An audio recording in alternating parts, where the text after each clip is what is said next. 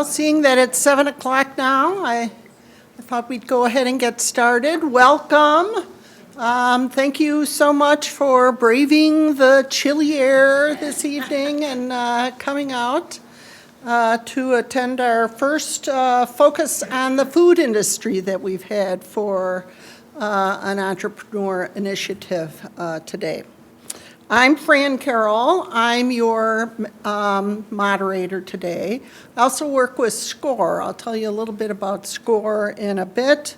But we also have with us Bruce Kaplan from SCORE, Meg Dix, who's from CAPS, our favorite ice cream place, Carissa Schaefer from Patina Wine Bar, and Sue Cortese from Pendleton Sweet Treats.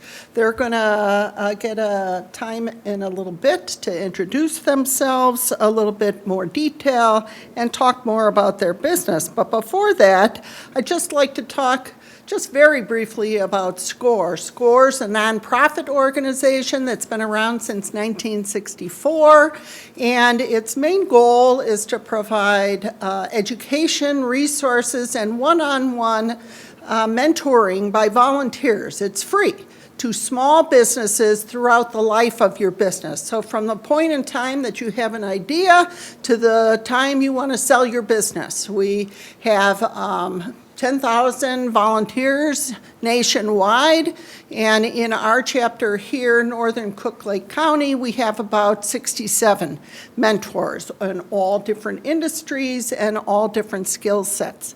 Bruce is our expert on the food industry, and so that's why he's on our panel here this evening. Before they introduce themselves, I thought it would be wise to get a little sense of our audience. So who here has their own business already? 2. And who is thinking of starting their own business? So maybe a few more. Yeah. We don't have anyone from the village tonight, but they did provide a resource sheet that's available on the table over there that goes over some of the frequently asked questions about starting a business in Mount Prospect in this area. And then there's also a sign-up sheet if you're interested in potentially getting some SCORE mentorship, then please sign up over there. And then my card is over there too. How many are here from the library? This is a program that's jointly sponsored by the Mount Prospect Library, thanks to Angela Baker and all her, and SCORE. And how many are here from SCORE? So we've got several other mentors, if you have any questions that you want to ask afterwards. So that's, with that introduction, let's go ahead and ask our panelists to briefly introduce yourself, starting right next to me with Carissa. Tell us about your business, what you do, how you got started, what drew you to the specific type of the food industry that you're in. Got it. So my name is Carissa. I have always been interested in food service ever since I was little. Always worked in restaurants, and especially at a time when my parents were like, no, you need to go to school and do something that's not restaurant related.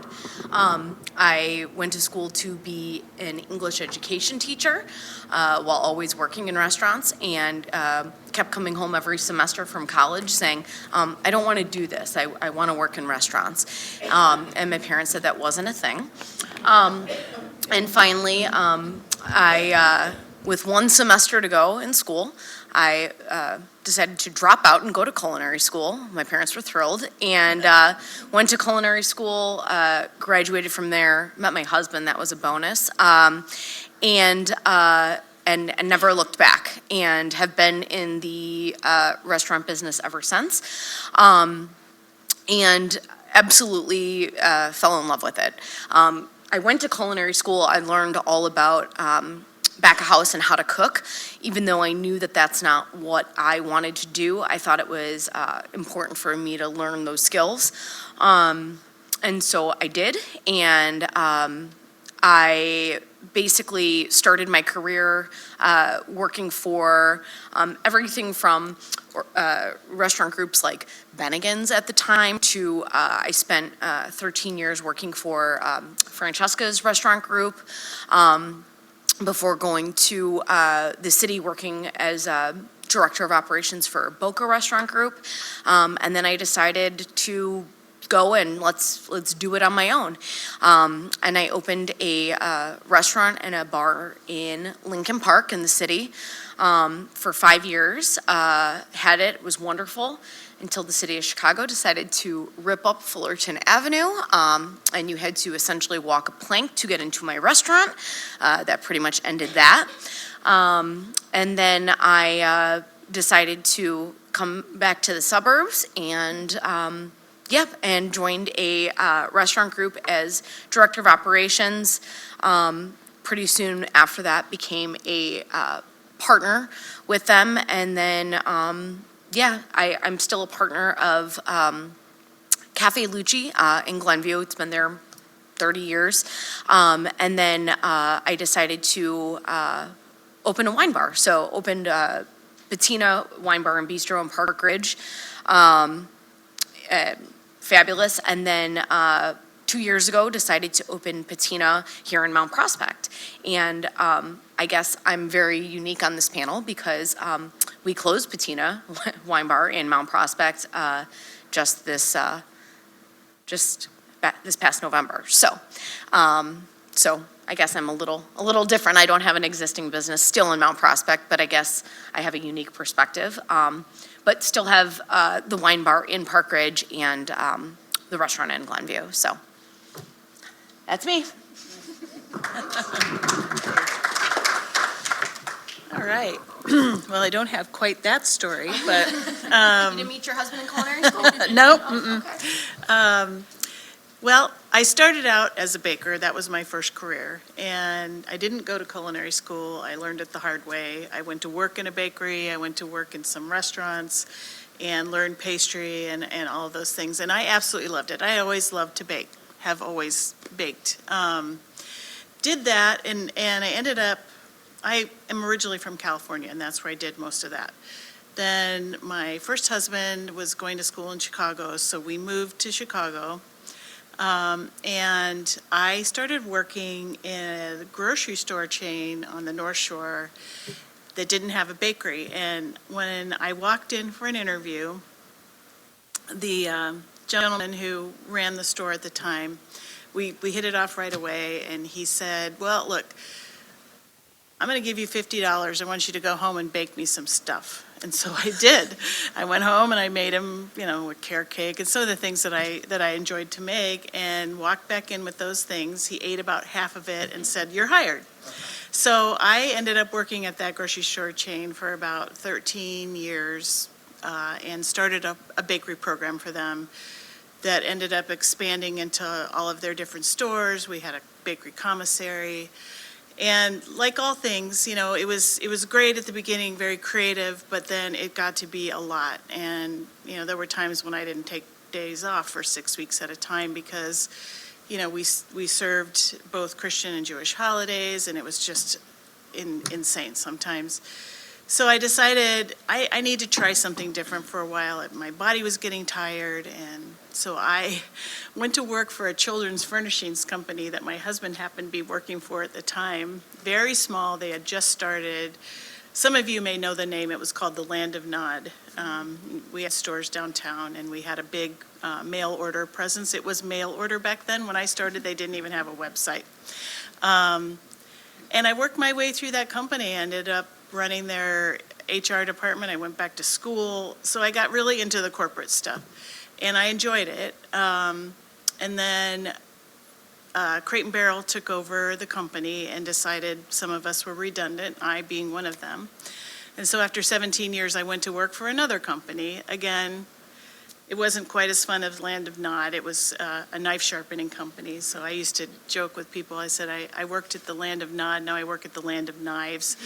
But it was pretty intense. Worked there for about 6 years, worked my way up to VP of HR. But I was stressed out all the time, working like crazy. And then, the classic story of a new CEO came in. I was on the executive team. He decided to change over the executive team. So there I was, saying to myself, what am I going to do? Am I going to jump back into this HR world again? Do I really want to? HR is not the most fun job these days, as I'm sure you can imagine if you watch the news. And I said, you know what? I miss baking. I miss doing this, but I don't want to do it for anybody else. And so I decided, after a little bit of research, to try this cottage bakery route. And basically what that means is I had to go through a few hoops to get my cottage food registration, and Cook County allows me to produce products in my home that I sell directly to the consumer. And so that's how I got started. We've been about almost 2 years now. I'd say officially, I probably did my first sales in May of 2 years ago. And it's steadily grown, and I'm having the time of my life. So I ended up taking one of my spare bedrooms, because all our kids are gone, and turned it into a bakery. So I put a big bread oven in there, a spiral mixer. I've got a huge refrigerator and a workspace, and it suits me perfectly. I get to meet a lot of people. I get to make things that I enjoy. I set my own schedule, and it's been really fun.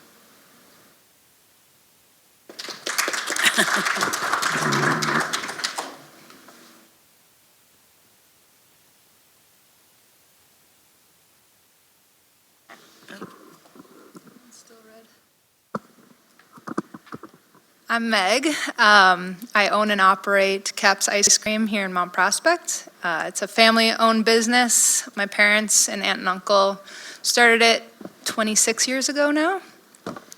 Some of you might remember them moving the building.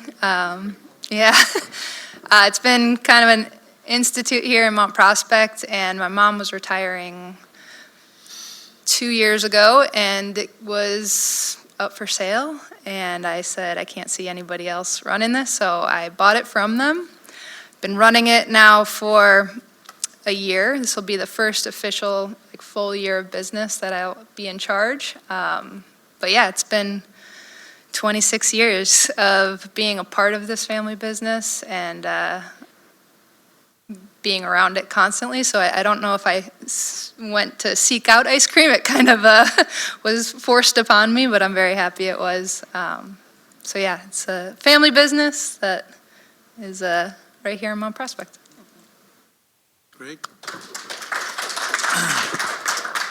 So my story started a long time ago as a busboy, dishwasher, short order cook, fast food cook I grew up in Evanston, around that area. Never planned on being in this business. Helped bartended through college, had put myself through school, was assistant manager the last year, and when I graduated, someone who worked at the bar offered me a job, and next thing you know, I'm running a bar and a restaurant. And the Charlie Club in Mount Prospect used to be down there a long time ago.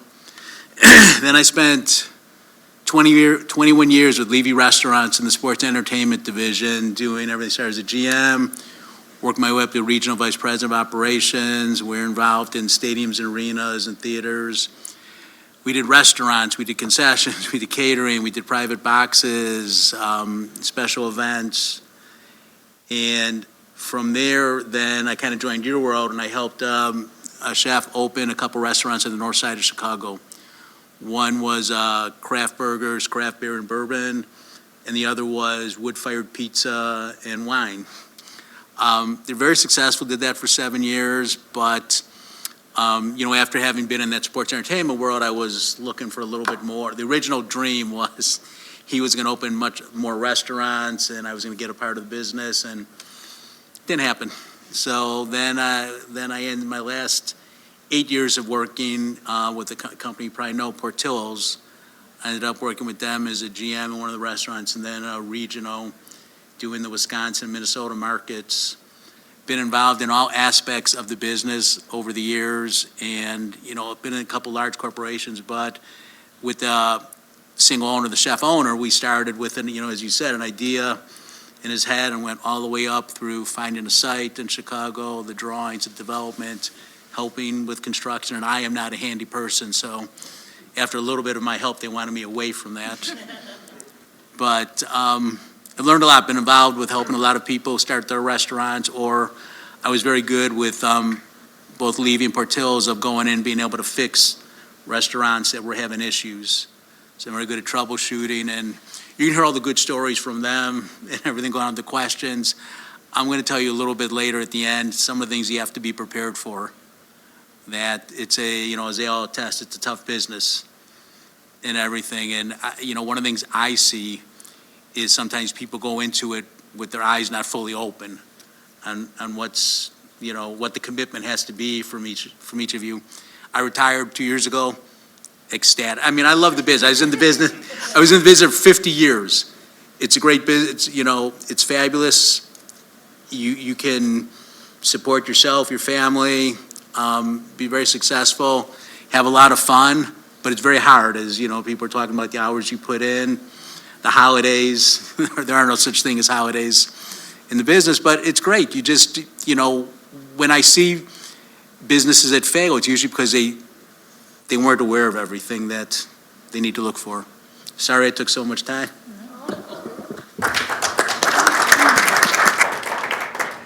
I'm sure you'll agree with me that we have a wealth of experience up here on our panel today.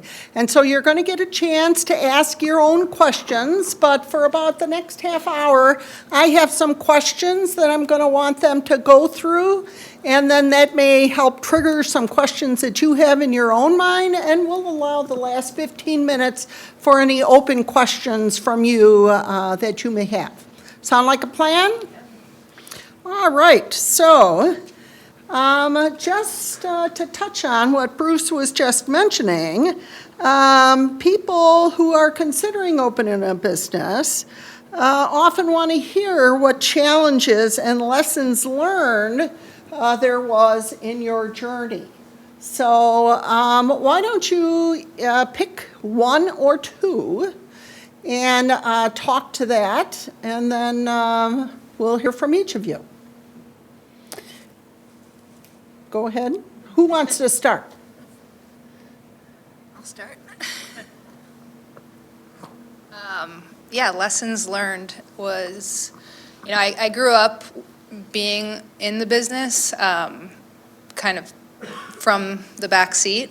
So this year of ownership, I learned quite a lot, mostly about tax filings and payroll and all the back end stuff that, you're not going to see when you walk into the ice cream store. Hiring is intense, and I have about 50 kids, teenagers, who are on my staff, which is different, than a wine bar. You're going to have, at my business, it's kids mostly, and my biggest point of learning for me was that I had to kind of teenage-proof everything. So lists upon lists of, if this happens, then you try this. If that doesn't work, then you try that. And honestly, I say it's for the teenagers, but mostly it's for me. Write your lists, have everything documented. There's things that I'll be like, I'll remember how to do that. And then a month will go by, the same mistake happens, and I'm like, I have no idea how to do this. And I look it up on my computer, there's the list. I have a breakdown on how to get through it. So if you're just starting out, it's really a lot easier to start those checklists now so that you have it, and then you can go back and revise it if you need to. That would be my main point of advice. 100% agree with that. And even at my size, it's small business, I run on checklists. It's the only way I can function because I do everything. I order, I bake, I, post all the menus. I do the whole thing, and so it's just a lot to keep track of. But I guess probably what I learned is it's not as simple as you think it is. It's, like you said, it's learning, oh, I have to charge tax, I have to pay tax, how do I do that, and the biggest thing I think I learned is just reaching out for help when you need it and knowing where that is and where can you, get the best bang for your buck. So for me, for instance, I got QuickBooks to run my business, but I'm like, I don't know anything about accounting, zero. And I'm not really interested in learning that much about accounting. So I found a bookkeeper for $100 a month, which is the best $100 I spend to keep my QuickBooks looking great. And she produces a P&L and she sends it off to the accountant for taxes. And it's the most amazing thing that I spend money on. So it's just finding help. And then, if you can afford it, paying for it if you have to, but. Agree with all of that. Also gonna add in, and this is from everything that I've learned over time now, is how important location is as far as what you are opening and what your business is, and to really do the research of, what your specific concept is and will it fit with the space. You can find a beautiful space or you can find a wonderful space, but is your concept going to work in that space? Or can you find something maybe that's, in a town right over that might be a better fit for you? Small examples of that were, we had a place in Deerfield. We were there for 12 years, making tons and tons of money, and it was amazing. And why? Because it was all corporate businesses. We were slammed for lunch. We were busy every day with everybody in their expense accounts, and that was the kind of clientele that the restaurant drew. And COVID hit, and everybody started working from home, and all of a sudden you're in Deerfield, and the locals didn't support the same way as the corporations did, and all of a sudden the restaurant didn't work there anymore, and we had to close the restaurant. So, you have to really pay attention to what your concept is and who the clientele is and who you're looking for, and to make sure that whatever location you find is really going to be suitable for that. I would say of everything I've learned, that's probably my best piece of advice. I mean, when I was running Francesca's, we had, at the time, 26 locations. We started opening under the same umbrella. There's Fat Rosie's. You guys have heard of those places. Those are all over. And as popular as Francesca's was, and the one in Arlington Heights here has been there for, 20 plus years. That didn't change the fact that they still had to keep closing restaurants. They were closing one in West Dundee while they were still opening new restaurants. So just because you have a good concept doesn't always mean that it's going to work wherever you throw it. So you have to just be very, very careful and really do your research and really just make sure it's the right spot for you.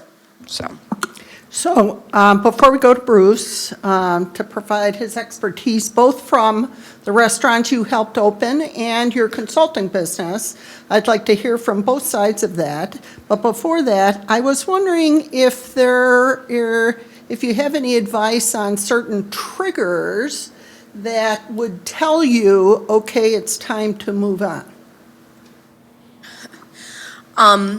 Yes, obviously, when I first met you, you asked point blank, why did you leave Mount Prospect? We loved your place. What was the problem? And I think, we were there for a year and a half. I was prepared to stay there longer, because the biggest thing for us is, I'm not sure if everyone's familiar, but when we opened on Prospect Avenue, so we were on the the other side of the tracks. And, the whole point of us opening there was, we were going to revitalize that side of the street. So we opened along with Lady Dahlia and Whiskey Hill, and, we were gonna try to bring some traction to that side of the street.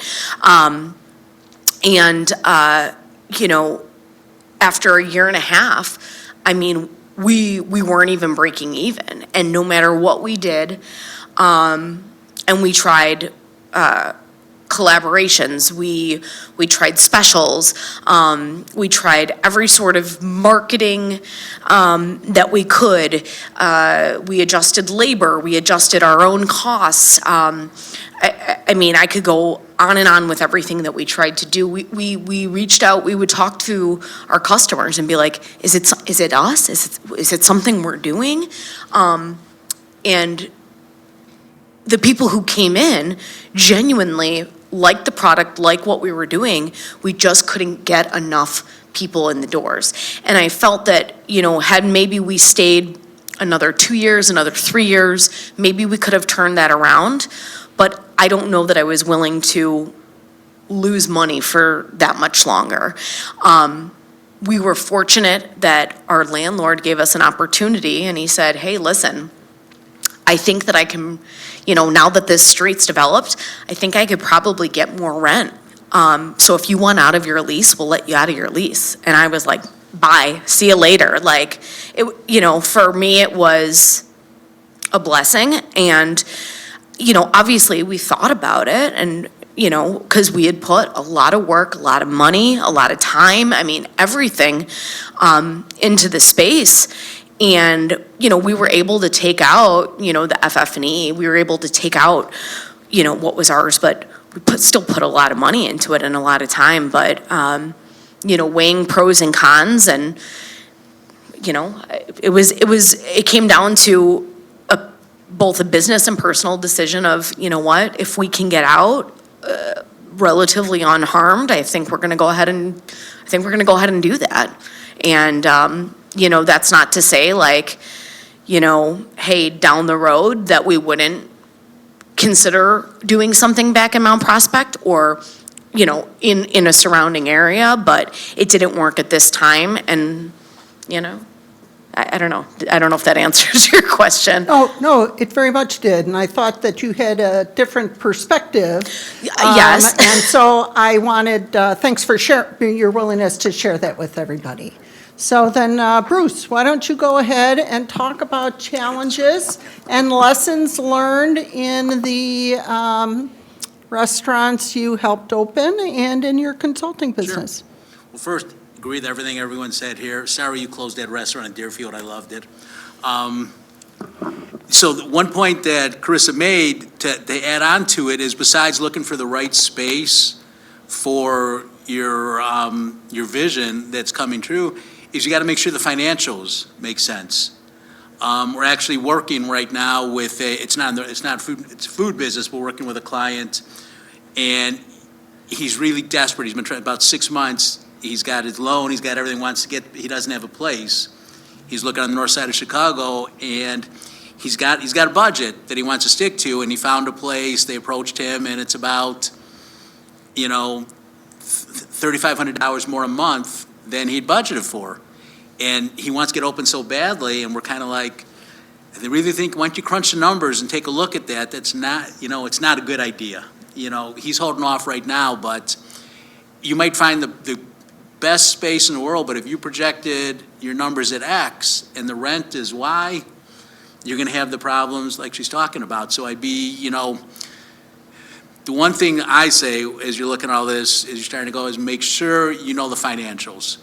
This is and I'm going to talk about something in a minute about the passion, and it's the baking's a passion, the ice cream, the business as a whole you love. I can tell you're talking about it. You have to have a passion for this business, but what ends up killing a lot of the businesses, especially from the culinary side, the chefs who have such a passion and they're artists, is they don't understand the business side. And they come up with some of the best dishes in the world, but they're not costed out right, they're not priced right, they don't fit the rent structure, and all of a sudden, after a few months, you're hemorrhaging money. So as much as you want to have this be your passion, you could have the greatest idea in the world, you could have the greatest chef in the world, ice cream maker, baker, whatever, I'm not sure what ice cream maker's called. But you could have all the best things in the world, but if the money, if it doesn't make sense financially, it's going to hurt. So really have that. For those that are thinking of starting a business, a food business, if you've never worked in the industry, I mean, you've heard a lot of experiences people had here. If you've never worked in the industry, my first advice would be, we have a saying, Carissa knows it in the industry, staging. And that's where it's mainly in the back of the house, but also in front of the house, where you go, you meet an owner, a chef somewhere, and you go to the restaurant and you work free, you volunteer to kind of work through the restaurant. If anybody watched The Bear, they did it a lot in there. They showed the sous chefs going in. Learn the business. Working in a restaurant, as I was telling you before, it's extremely rewarding, as these ladies are telling you how much they love it, but it's really hard work. And if you've never done anything in the restaurant business or just the food business, and you want to start, get in and give it a shot. See if it's really what you want, if you really want to do and everything. You're going to work with kids. You're going to work with some servers and bartenders that are sometimes, know-it-all. And they do sometimes, but, we're dealing with, I look at it as it's a people business. Not only the people, the guests coming in, it's the people we have working for us. Those are, I always looked at as my internal customers. So you really have to love this business. So that becomes my other part is passion. Do you have a passion for the business? If you have, you have a great food idea or a beverage idea, are you really passionate about it? And it's something you're willing to give up your weekends, you want to give up your nights and your holidays. And at some point you could get away from that, but in this business, as everyone will attest up here, you have to be on site. It's, unless you find the greatest manager in the world that you trust with your life and all your money, this is a business you can't do remotely. You can't do it, I'm going to work full-time in my corporate job and I'm going to have someone else run the restaurant. You're the face, you're it. So you really have to be in it. So know your numbers, know what you can afford, what you can't afford. Have your vision, have your passion for it, and go experiment and go try it. Thanks, Bruce.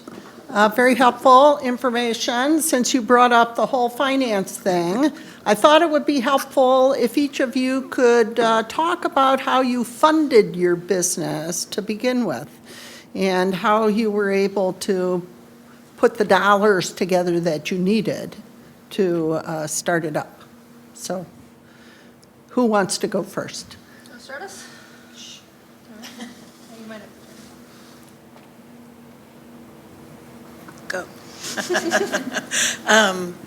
Well, again, my business is small, so the upfront costs were not huge.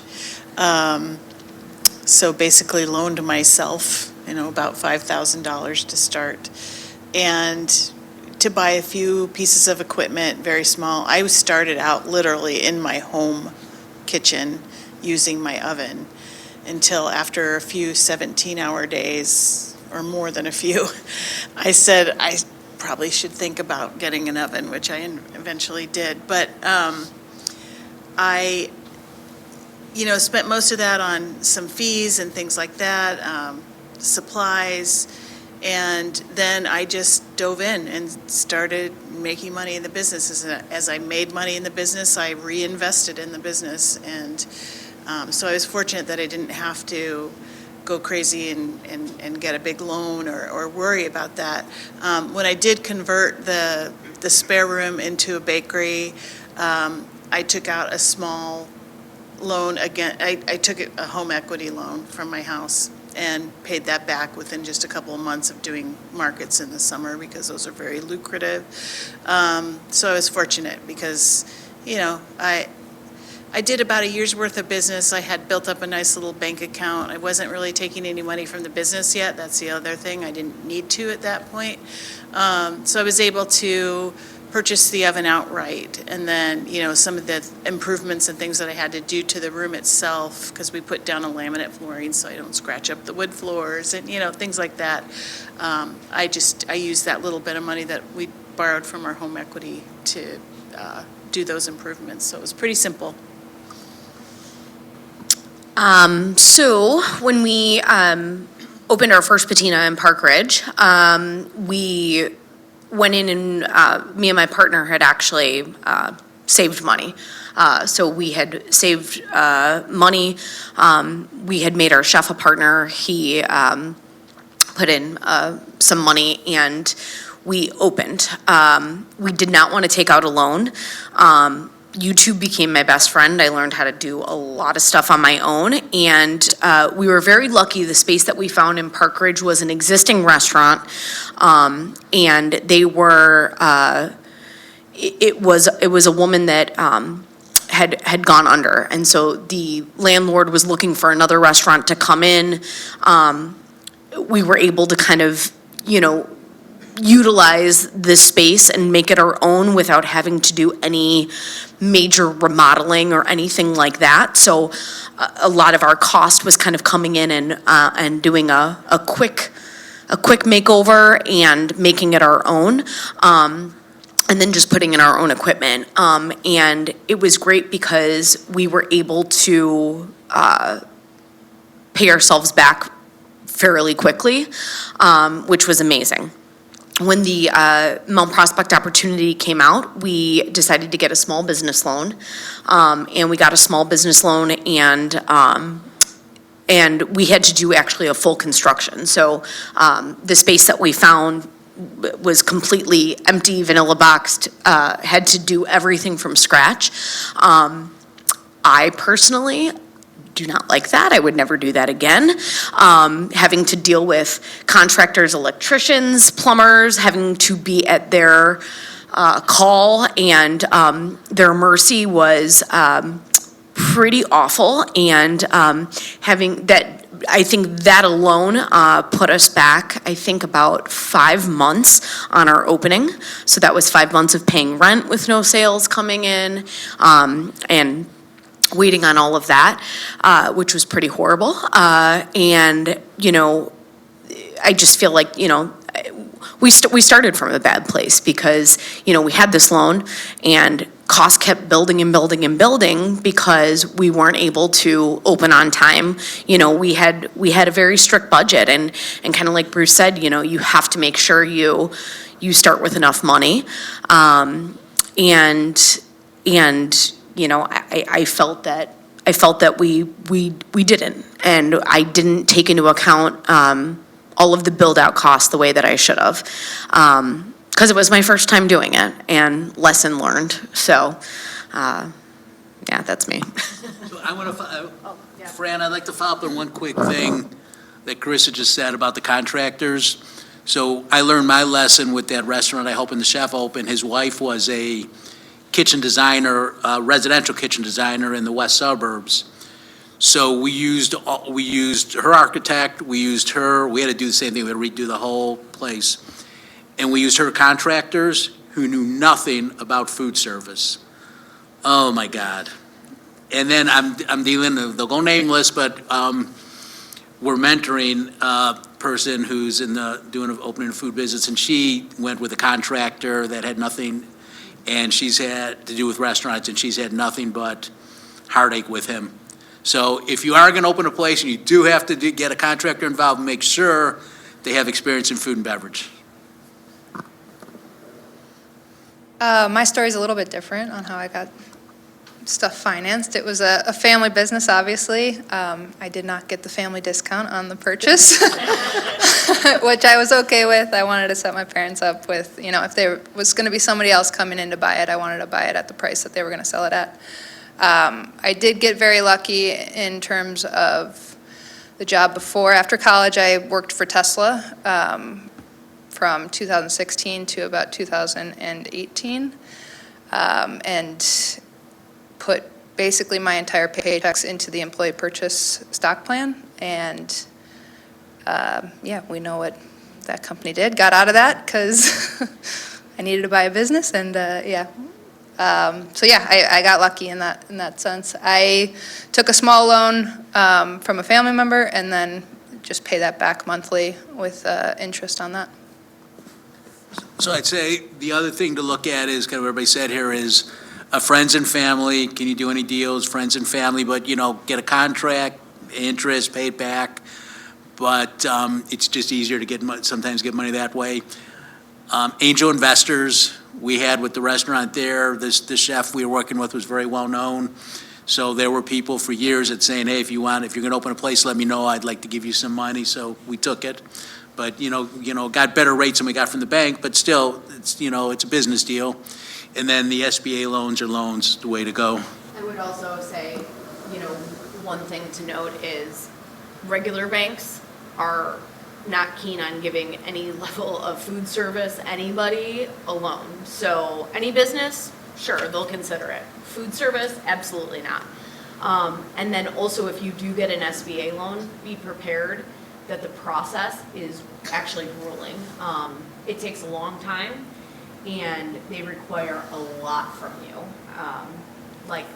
Not like hair samples and first morning children, but like a lot of paperwork, and it takes a very long time. So it's not the easy process that it once was, so.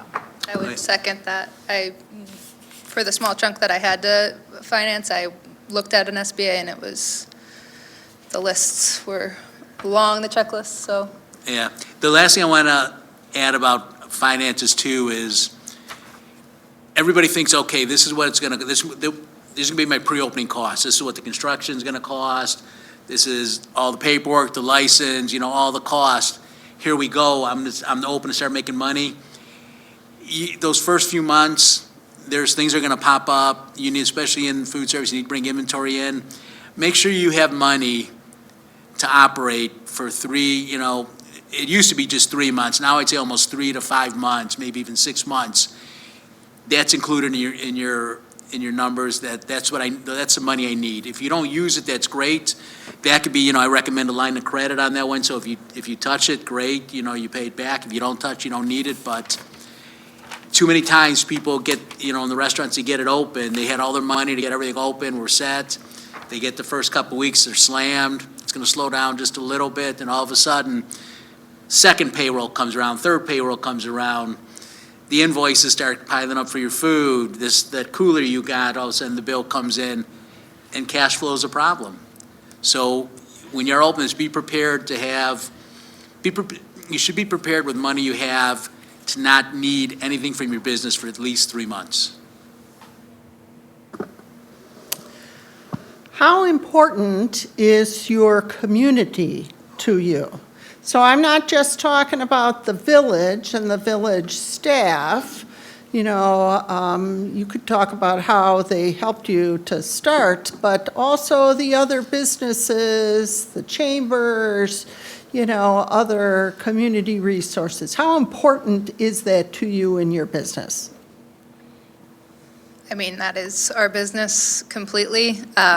We run about 60 events for the people in Mount Prospect throughout the summer. I pour as much energy as I can into those events because I know the community will show up. And when there isn't events, they're going to show up because we throw those events. So community is, I would say, that is the focus of our business completely. I took on CAPS and Capinaries because I knew my parents and my aunt and uncle had built up the relationship with the community so well.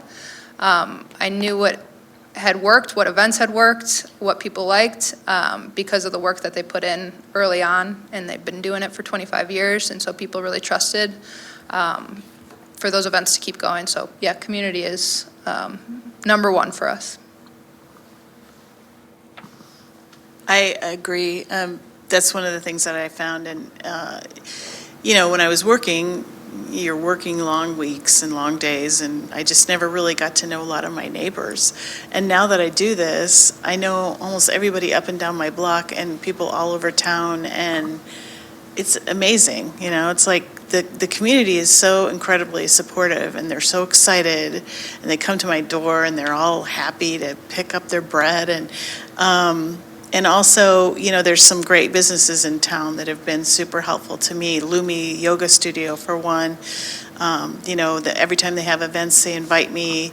I've been teaching classes there now, and it's just, I love that whole feeling of being connected to the greater community. And then also there's people who do what I do, and, lots of online forums and things that you can learn from a lot of people, so. Yeah, community is huge. Down to like being able to do collaborations with people and really getting to know everyone. I felt like Mount Prospect, does a lot of community events, does a lot of local things, and it's crucial. You have to make sure that you are getting to know your neighbors and your business neighbors. I won't get into it, but it also goes the opposite way. Like if you don't get along with your business neighbors, it can make for very challenging situations that you don't want to be in. And so, the best thing you can do for yourself is go in and introduce yourself and forge those relationships, because it's only going to help you. I mean, you go to a restaurant around here and you see their ice cream on the menu at the restaurant, and it's like, that's awesome to see, I mean, those are the kind of, relationships that you love, I don't know, seeing. It's cool, so. Bruce, you want to add? So I've got a great, communities, really everything. Carissa talked about it with her restaurant in Deerfield. They had to close when the corporate business went away and the locals weren't enough to support it. But a great example I have is my friend has a restaurant down on Madison, about a mile from the United Center. Great Italian restaurant. And you would think, okay, when the Blackhawks or Bulls or concerts are playing, those are his best nights. He does good. It's always full early, but he's got the neighborhood. They come in after everybody leaves to go to the game. Nights there's not games, they're packed earlier. He does kids' birthday party. It's a high-end Italian restaurant, but he'll still open a little bit early, do kids' birthday parties. He'll cater different things for the neighborhood. So the neighbors support him. Those special events add to it, make it a really nice job for him. But he wouldn't be, if he just depended on the sports and the concerts, he wouldn't be as successful as he is. So, your community, getting him with schools, park districts, everything everyone's talking about, it's so important. Do any of you have any resources that you'd want to recommend? Tech, that you've used that's been a game changer for your business?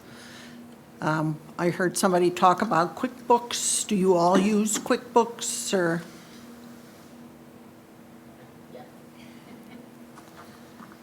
To kind of say again, to hire someone if you don't know what you're doing with QuickBooks. That is the best money you're going to spend all month. Social media is huge for us. We use TikTok, Instagram, Facebook, MailChimp. And each platform has a different audience, which is sometimes tricky to figure out where you're posting and who's going to be seeing it. And also realizing, like, I'm thinking about this a lot, but when I post it, people are scrolling. So you might fixate on one post for hours, and then you need to kind of step back and look at it from the person who's holding the phone. They're not thinking about it for hours and hours. So post often, don't get too crazy about it. Make it aesthetically pleasing, but don't let it take away from other key aspects of the business. But it is a huge part of our business, getting events out, just engaging with the community via social media is huge for us. I use a website called Hot Plate, so if you are ever considering doing any kind of cottage food industry, it's a great website. It manages your business for you from the aspect of taking orders, allows me to post a menu, set limits, because, it is just me, so I don't just put out, I'm selling bread this week, order as much as you want. I say, hey, I know I can do 60 loaves on a Friday morning, so, how many am I going to put of this type and that type? And what's really great is that when it posts, people sign up for text. They get a text, my menu's posted, they click on it, they can order. And then I leave it open usually for a couple of days, and at the end of that last day, it sends a reminder an hour before the menu's going to close. Hey, the menu's going to close. I get tons of orders in that last hour. So it's how I run my business, really. Obviously, with a full-service restaurant, we use tons of different systems. I mean, you have a reservation system, you have a POS system, you've got your website, you have to do social media. So we use a ton of different systems. I would say, as far as POS, the only thing I can recommend is you stay as far away from, there is a couple different systems that I would say are really horrible. But in general, I mean, it really sort of depends on, your business, how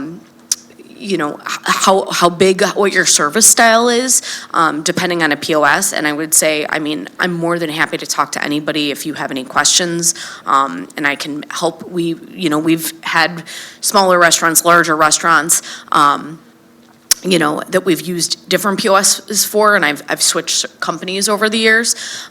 So, I can definitely assist with anything like that. So right now we use Breadcrumb Upserve. It's kind of 2 into 1. And we actually really like them. I feel like the price is very fair, and they integrate with a lot of other systems. And I feel that it does a lot of the same functions as like your Toast and things like that, but it's less expensive and it works for us. Even down to reservation systems. I mean, you'll get a lot of people arguing over OpenTable and is it worth it? And it's very expensive. I mean, when I say OpenTable is expensive, it is very expensive. And we don't use it. I said forget about it. And we switched over to a system called TAC, and it saved us a significant amount of money, and I've never noticed anyone being like, oh no, you're not on OpenTable, I'm not gonna make a reservation with you. And it's a ripoff, and I'm so happy I switched. We saved so much money. There's a lot of little things like that I think if you get far enough along in the process, that it's always good to ask somebody who's already in restaurants, like, hey, what do you think about this? And I know that even when I was pricing out systems and looking at different things, I'd go to a restaurant and I'd ask the server, like, what do you think about this? Do you like Toast? Do you like your handheld? How does this work? And just kind of ask and see what people think about it, so. Bruce, Definitely not OpenTable. Definitely not OpenTable. That is brutal. Yeah, so there's a lot of systems. So if you're looking in the full service world, there's a lot of systems, and it's kind of doing your homework and asking around. There's always new systems coming out. Everyone's going to say, okay, if I'm with Toast now, I hate Toast, and I wish I had Square, or I wish I had this one. Everyone, it's because you're having headaches. They all give you some headaches. Find the one that as you're starting out fresh. Find what's really going to work for your business. Look at what needs you have. See how it's going to work. I always get back to the financials, like Carissa said. How much is it? Does it fit what I was planning on, paying for it? Does it make sense? And, really look at the numbers. Like, they say OpenTable is just, that'll put you out of business like that.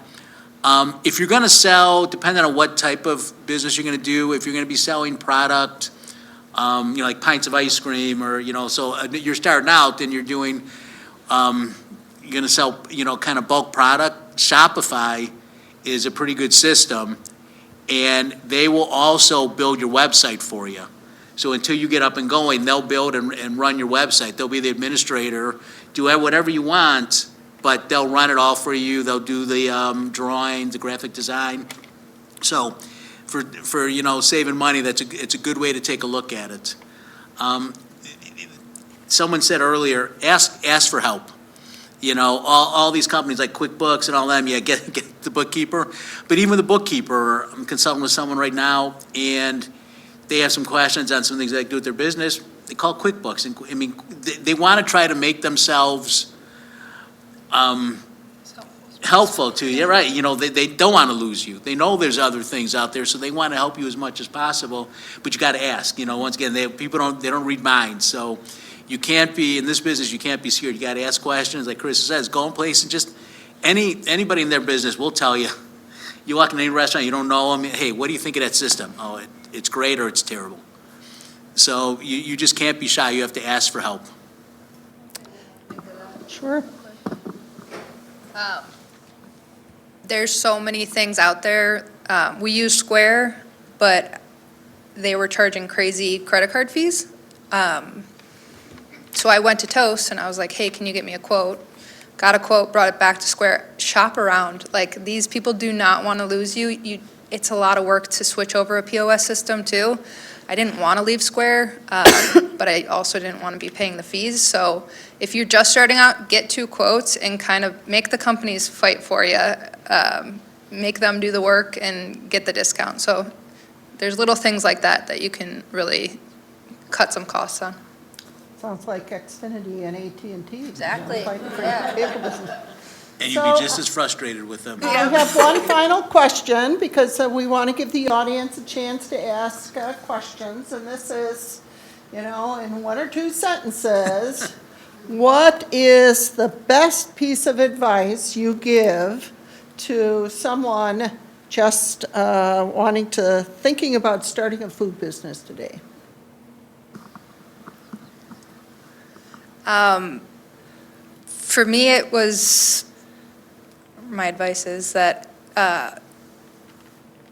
the end goal is to start the business, but the amount of work that it takes to get there, once you get there, you kind of are like, oh, I missed starting the business. So when you're in it and you're kind of in the trenches, enjoy it, because it's really fun.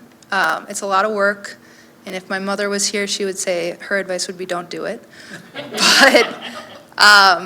But it is really fun. You get to connect with the community. You don't have a boss. You get to make the rules. And yeah, it's super fulfilling. And if you're thinking about what's the right time to do it, there's no right time. Just do it. So yeah, that's my advice. Yeah, mine would probably be contrary to anything that Carissa would say or that you would say, only because of the cottage food industry, the business it is. When I first started, I wanted everything to be perfect. I needed my logo, I needed this, I need my website. And somebody said to me, you could just start. I was like, oh, I guess I could, and I'll figure this stuff out. And so I did, if you live in Mount Prospect, we do a garage sale every May. So I just did a pop-up just to see what would happen. And then, from there, I started putting the rest of it together. But for me, it was like, yeah, there is no right or wrong time. It's just do it. And but again, that's specific to what I do. Bruce's advice and Chris's advice, make sure you know your finances and things like that if you're doing something big like a restaurant. So I would say, especially when you're starting off, is to know your worth and to not devalue that. So when you start and you're really excited and you want to get your name out there and you want to do things, and people will come to you and be like, oh, can you do this for free? Hey, can you do this really cheap? Or and you want the exposure and you want to get started. You just want to be really cautious that you know what your product's worth, that you know what your time's worth, because if you start off at that low mark, you're going to just kind of continue there. And your time's very, very precious and valuable, so just make sure whatever you're doing, it's worth it, so.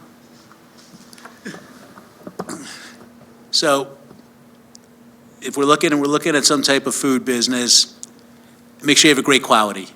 Everything we've talked about matters and is really important. I was in the financial, I'm going to mention financial again in a minute. But bottom line is, think about when you go out to eat or you order something in, and what brings you back? It's the quality. It's the quality of that item, so make sure you have the quality. Then make sure you have the recipes And and you train, and then you have the training program to train that, because you're not going to be, well, in your case you do, but you're not, most of you aren't going to be, you're not going to be the one making that item every day, each lunch and dinner shift. And you got to make sure, if I come in on Saturday at lunchtime, I want to make sure when I come back in a month, on a Monday night, I get the same exact burger, the same taste. So you got to have the specs all set up for it. You got to have the training program set up for it. We talked about, you got to hire people, you got to hire nice people, it's hospitality. And through all of that, so you're going to have, quality food, quality people, the consistency. You got to make sure financially you're going to be able to survive with it and understand what the cost is. There is no right time, but if you're not prepared for it, it's going to be a short time you're in and not a pleasant experience. Yes, definitely try to enjoy it. It's hard, but try to enjoy it. It's food, and you're going to bring joy to people. You're going to see the smiles and everything, so it's wonderful, but it's hard work. I'm with her mother sometimes. Don't do it, but if you are going to do it, put everything into it. Yeah. And, it's something that, Carissa sees it, everybody sees it all the time in their places. People are coming back because ice cream's great, the bakery's great, the food at her place are great. I know a couple of the restaurants she's been at, the food is great there. And that's what it is, that's what it's all about. So you have to have that, and you have to have the consistency, but you have to make money. Thank you very much. Well, why don't we thank them for their expertise? But now it's your turn. So who has a question? It's very timely to what you just talked about, is supply and quality. So what do you do, it's twofold. So one, the quality product that you've always been using all of a sudden is discontinued. How do you go about finding and in the meantime using maybe less quality? And then the supply and demand, you can't always determine what's going to happen in the world, but all of a sudden shipments are late, or they're not, this product that you're getting from California is it's too expensive, or they can't get it there. So in that supply and demand area, how do you cope with that? Or how do you, because you can't have a year's worth of supply, if you're not going to be using it all She the time. was looking at you, Bruce. So. Or both, everyone. Well, hopefully, so for the change of the product, hopefully the relationship you have with your purveyor is they let you know that product is going to be discontinued ahead of time. It's not all of a sudden you come in Monday and they say you're not going to get that anymore. Now, I know that does happen, but most times you have noticed that product's being discontinued. So they can try to bring more in for you, but it gives you a chance to go out and try to find a new product. And I'd be upfront about it. I'll get a couple examples I don't know how many people are Portillo's fans, but probably about 7 years ago, as Portillo started growing, the company, I don't know if anybody liked the cheese fries, the cheese sauce for cheese fries, that company was a family business, and the next generation wasn't interested. And so. They listen to their mother. Yeah, they listen to their mother. And so it was being sold off, and the people buying it, it was some big company, Portillo's wasn't big enough for them in the cheese sauce, so they were going to discontinue the cheese sauce. We were basically the only people ordering that cheese sauce. Now, we ordered a lot. It was, 7-figure orders per year, so that caused a lot of, that was a lot of angst in the Portillo's world, and we started testing cheese sauce, and no one was happy. We weren't happy with what we were tasting. We ran some focus groups. They weren't happy. So we ultimately convinced them with the growth plans and guarantees to stay with it. But sometimes it happens. You have to start testing other products, and it's being open. We were open to the people we brought in for the after as they're testing and talking about cheese sauce. We were open. It looks like they're going to discontinue this cheese sauce. We also were kind of enlisting them to write to the company to try to keep the cheese sauce going. But that is something that happens.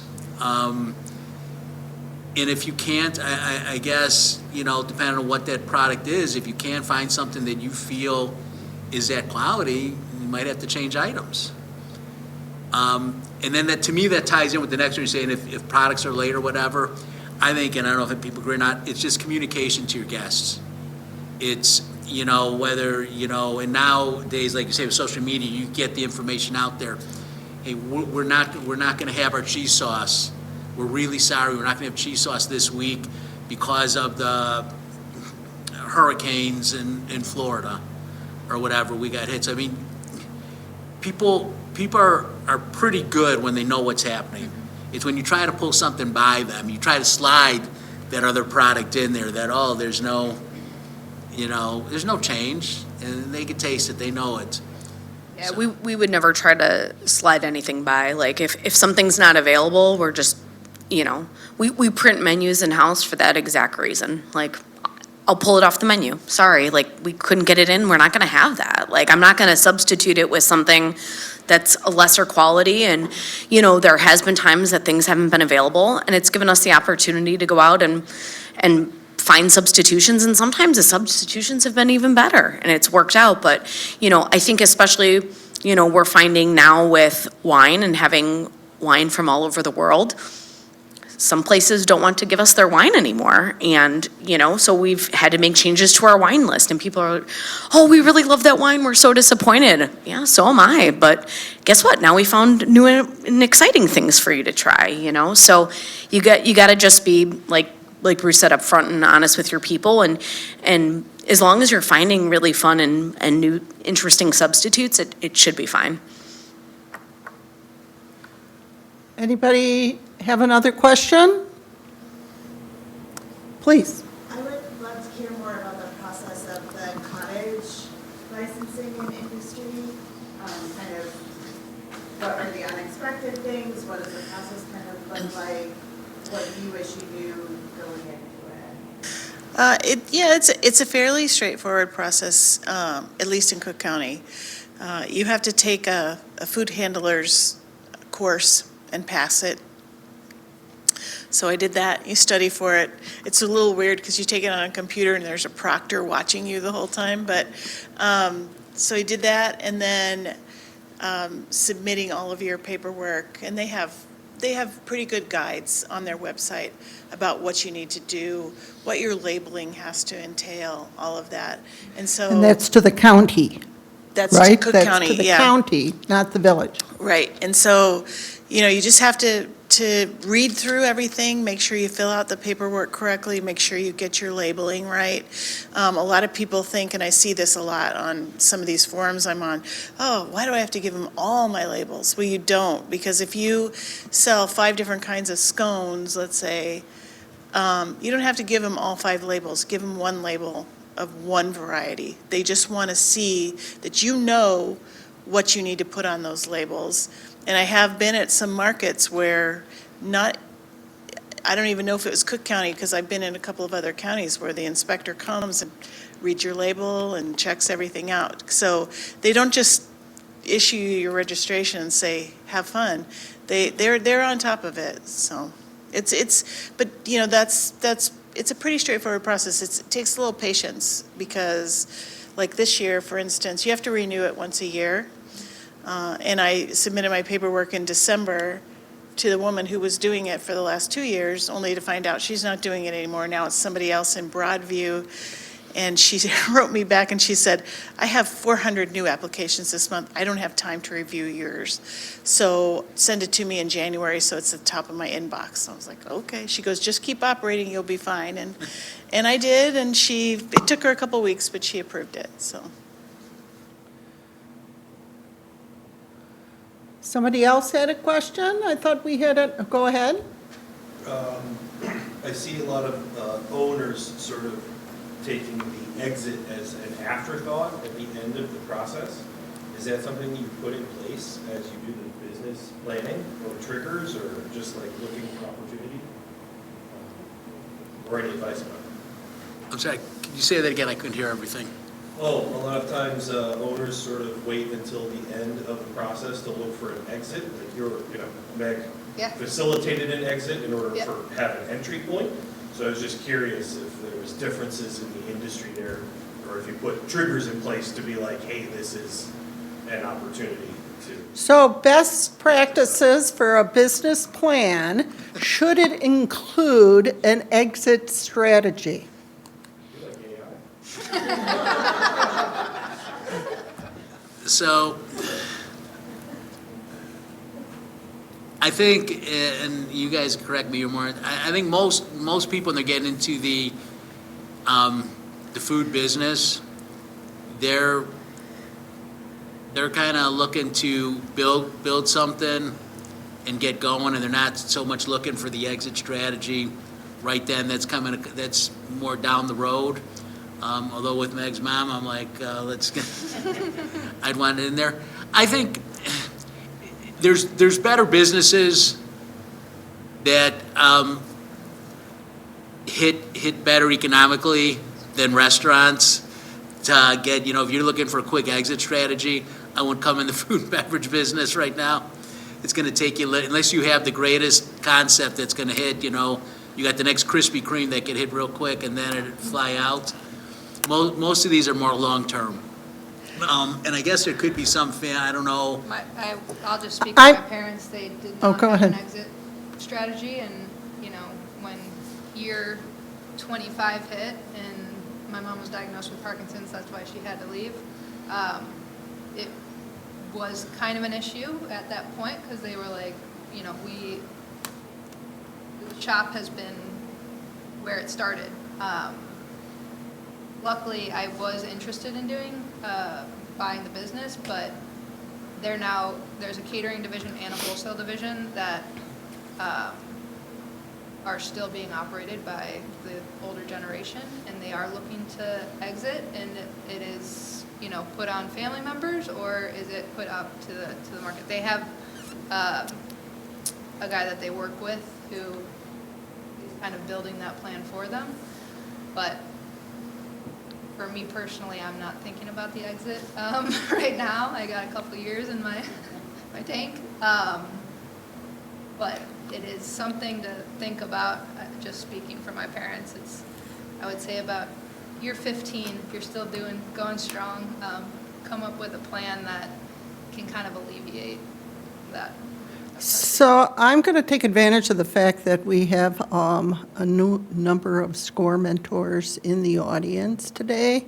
I would tend, but I come from the legal side of things, and I would tend to believe that it's good when you set up your business plan, you identify at least at a high level some criteria that you should start thinking about whether or not you should, I think you should build an exit plan into your business plan.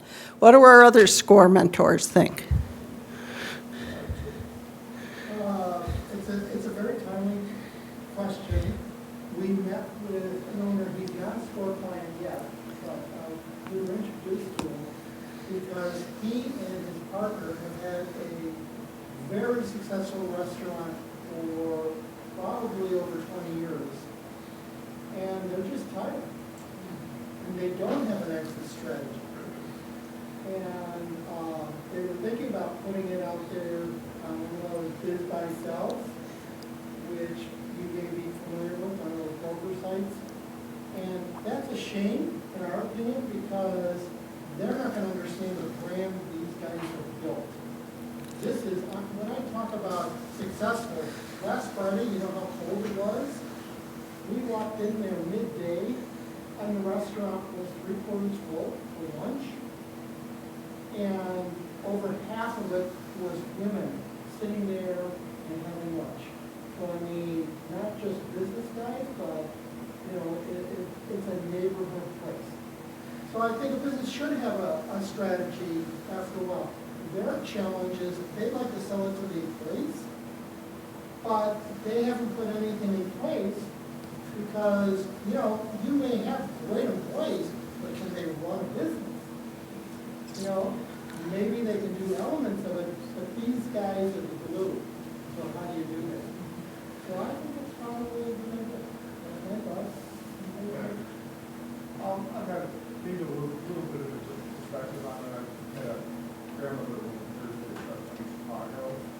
I think that if you have a successful restaurant, I think you can challenge this if you really want to.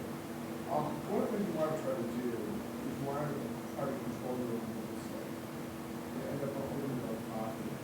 Very often when people look at buying and selling companies and financing, a bank looks and says, what are the hard assets on this? Okay?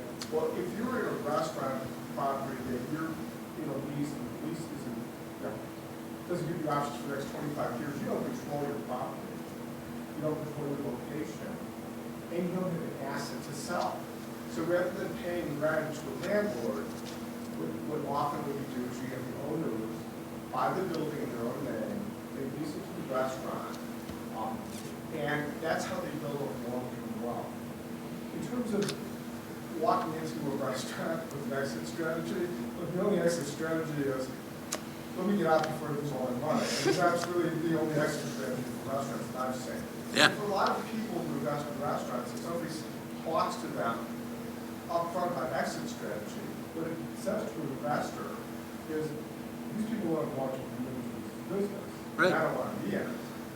If they're not going to be committed to it, then with all the risk associated with it, I don't want to be committed with it. Oh, interesting.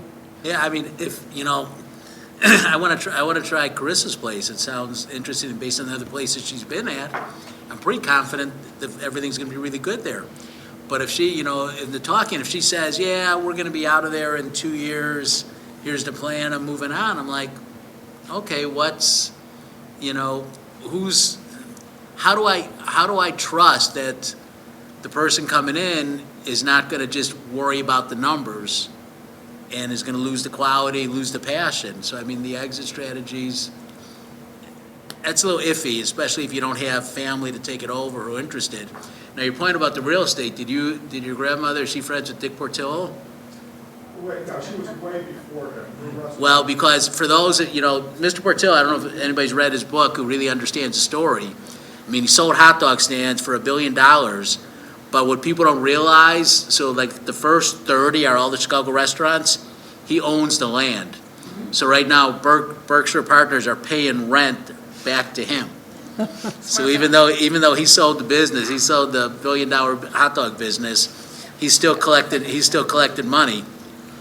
That's what Ray Kroc did with McDonald's. So you got some in favor of it, some not, but you got definitely some advice. So go ahead. Put a question to the panel. It has the role of food service distribution companies like Cisco and US Foods helping people who want to start a restaurant. Because they seem to have a huge amount of technical skills that are made available if people seek them out. So I was wondering if you ever sought them out, if they ever worked with them. Hi, yes. So the bigger companies, it's a huge thing that, I say didn't even exist, 10, 15 years ago. Now at all the facilities, they have test kitchens. Anybody like, Trimark, at Don, they actually, you can go to different showrooms and they can show you actual equipment and products and how to use them, and they have chefs that will show you how to do stuff. Cisco has chefs that you can go in and you can say, hey, I'm looking to do a steak, and they will bring out almost every type of cut of meat that they have for you to try. They'll go over different recipes with you. They'll show you all your products, so when you're in your menu development stage, you can really take advantage of your distributors to really show you different products and to kind of help guide you along. By doing this, we've actually wound up finding some wonderful items that have saved us a lot on labor. That had someone mentioned it to me, I would have been like, oh, no way. No, absolutely not. And actually being there and trying it, I was like, oh my gosh, this is incredible. This is amazing. And so especially going in and starting a restaurant from scratch or a business from scratch, I felt like it was just invaluable to go in and be able to do that and to really sit down. And I mean, I think we spent 3 hours there. And some of the companies, even like, Cisco, they even have, they even now sell silverware. They sell all your goods. So even while you're there, you can sit there and you can look at uniforms and you can look at your silverware and your glassware. And in one shot, you can get almost everything set up for your restaurant. And the nice part is, they have all the big names. So you can sit there and be like, oh, I really like this glassware. And then you can leave and go shop around for who's got the best price for it. So yes, that's extremely, extremely helpful. And not enough people take advantage of it. These chefs are sitting there, they're hired, and they're just like waiting around, like, give me something to do. They're super helpful. So definitely take advantage of that. Yes, definitely. The only everything she said is exactly true. Only caveat is, as you're starting your business out, and we've been talking financial, they'll give you, they're gonna try to lock you up with everything. Like she talked about, you could be one-stop shopping for it all, and they'll give you decent prices. But now the world is changed. There's Webstaurant, so you could go online and order all these products and be delivered, UPS or FedEx. The Restaurant Depot, where you go pick up from there. So, you have to weigh that against, once again, I'll get back to the financial side, on can you afford it? If the answer, I definitely would go in, if you're starting a new business, contact, Cisco, Gordon Food Service, Edward Don, Trimark, all of them, and go check everything out, get some ideas. They want to give you ideas, and even if you don't go with them right now, we change so quickly. They could come back, they know in a couple years, they could go back. Edward Don and Trimark do kitchen design and kitchen builds, so they have it all there. But if you're starting out a small business, you might be better off getting from these other places. Because one thing I am familiar with is that they will work with restaurants on menu design, food costing. I guess one of the things, I'm not saying that they should be your source for doing this. What I'm saying is, when you say reach out for help, they have an enormous amount of technical help and knowledge of how to budget and run a successful restaurant from a financial standpoint. Yeah. It ties directly into products that they're selling too. So if somebody is really interested in doing it, it's a source to be explored. Well, even when we were opening Mount Prospect here, we had Trimark come out, and they have their kitchen experts that we were able to work with and basically lay out a design of the kitchen of all the equipment that we needed, and basically be able to lay it out and say, okay, here's where we're gonna put our 3-compartment sink, this is where we'll put the hand washing sink, and so we lay it all out, figure out where everything is gonna go, where we need outlets, where we need plumbing. And then after they lay it out, obviously they'll give you all of the equipment, and they want you to buy it from them, of course, but they give you the equipment and all the pricing, and I'm able to then look, we bought, I'd say half of our stuff from them, but half of it was, a better price, getting it from Web Restaurant or other places, but then you at least have that quote where you're able to look and shop around, but they gave you a whole kitchen layout. You have an expert that knows and does this for a living, and they're doing it for free because, even if you buy 2 things for them, it's worth it. So, little things like that, are definitely going to be very valuable to you and won't cost you anything, so. Any other questions? Well, once again, thank you so much for your time.